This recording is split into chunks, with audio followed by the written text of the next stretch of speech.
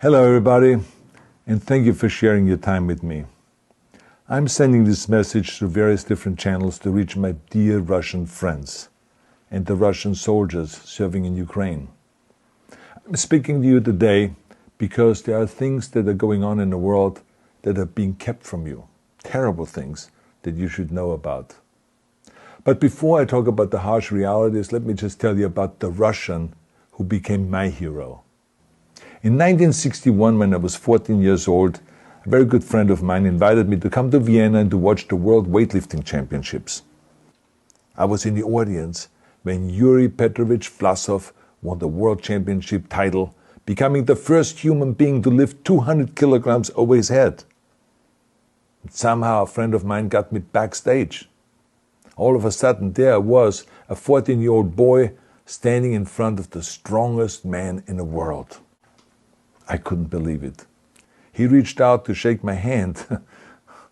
I still had a boy's hand. He had this powerful man's hand that swallowed mine. But he was kind, and he smiled at me. I will never forget that day. Never. I went home and I put his photo above my bed to inspire me when I started lifting weights. My father told me to take down that picture and to find a German or an Austrian hero. He got really angry, and we argued back and forth. He didn't like Russians because of his experience in the Second World War. You see, he was injured at Leningrad, where the Nazi army that he was part of did vicious harm to the great city and to its brave people. But I did not take the photograph down, no, because it didn't matter to me what flag Yuri Vlasov carried. My connections to Russia didn't stop there, by the way. Oh, it actually deepened when I traveled there with bodybuilding and for my movies and met all my Russian fans. And on one of those trips, I remember I met Yuri Vlasov once again. It was in Moscow during the filming of Red Heat, which was the first American movie allowed to film in Red Square. Now, he and I spent the whole day together. He was so thoughtful, so kind, and so smart, and, of course, very giving. He gave me this beautiful blue coffee cup. And ever since then, I've been drinking my coffee out of every morning. Now, the reason why I'm telling you all of those things is that ever since I was 14 years old, I've had nothing but affections and respect for the people of Russia. The strength and the heart of the Russian people have always inspired me. And that is why I hope that you will let me tell you the truth about the war in Ukraine and what is happening there. No one likes to hear something critical of the government, I understand that.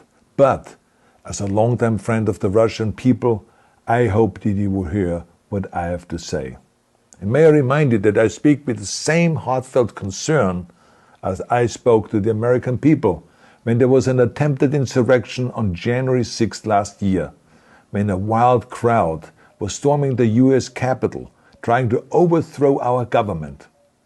You see, there are moments like this that are so wrong, and then we have to speak up. And it's exactly the same with your government. I know that your government has told you that this is a war to denazify Ukraine. Denazify Ukraine? This is not true. Ukraine is a country with a Jewish president, I might add, whose father's 3 brothers were all murdered by the Nazis. You see, Ukraine did not start this war. Neither did nationalists or Nazis. Those in power in the Kremlin started this war. This is not the Russian people's war. No.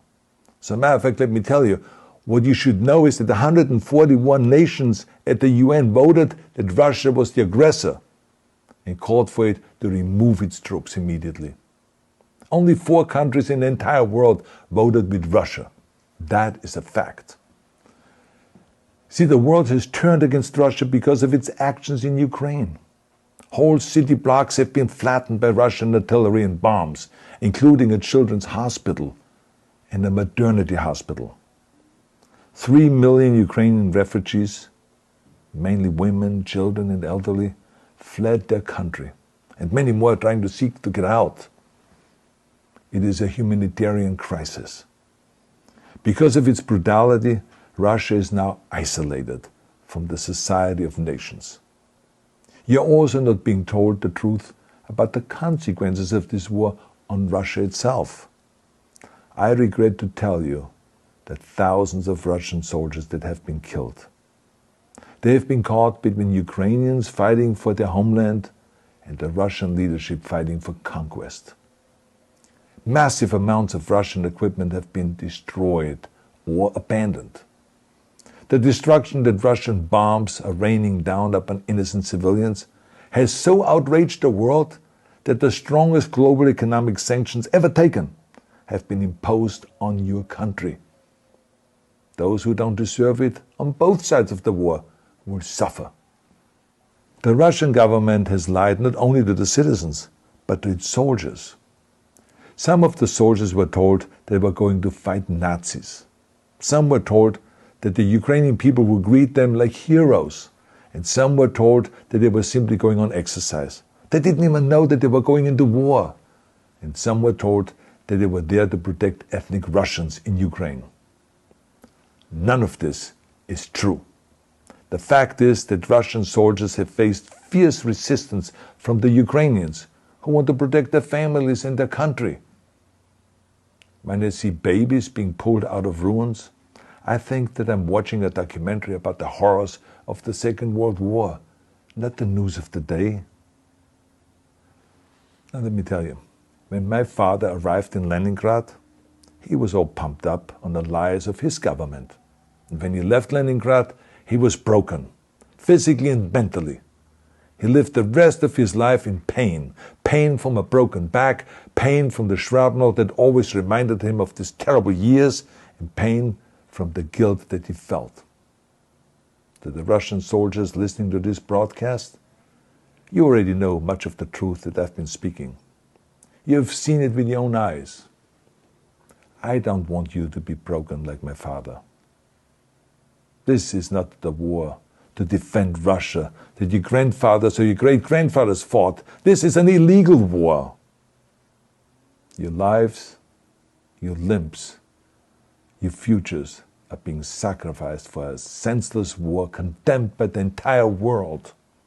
Now, to those in power in the Kremlin, let me just ask you, why would you sacrifice those young men for your own ambitions? To the soldiers who are listening to this, remember that 11 million Russians have family connections to Ukraine. So every bullet you shoot a brother or a sister. Every bomb or every shell that falls is falling not on an enemy, but on a school, or a hospital, or a home. I know that the Russian people are not aware of such things are happening. So I urge the Russian people and the Russian soldiers in Ukraine to understand the propaganda and the disinformation that you are being told.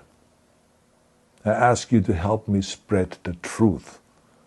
Let your fellow Russians know the human catastrophe that is happening in Ukraine. And to President Putin I say, you started this war. You are leading this war. You can stop this war. Now, let me close with a message to all of the Russians who have been protesting on the streets against the invasion of Ukraine. The world has seen your bravery. We know that you have suffered the consequences of your courage. You have been arrested, you have been jailed, and you have been beaten. You are my new heroes. You have the strength of Yuri Petrovich Vlasov. You have the true heart of Russia. My dear Russian friends, may God bless you all.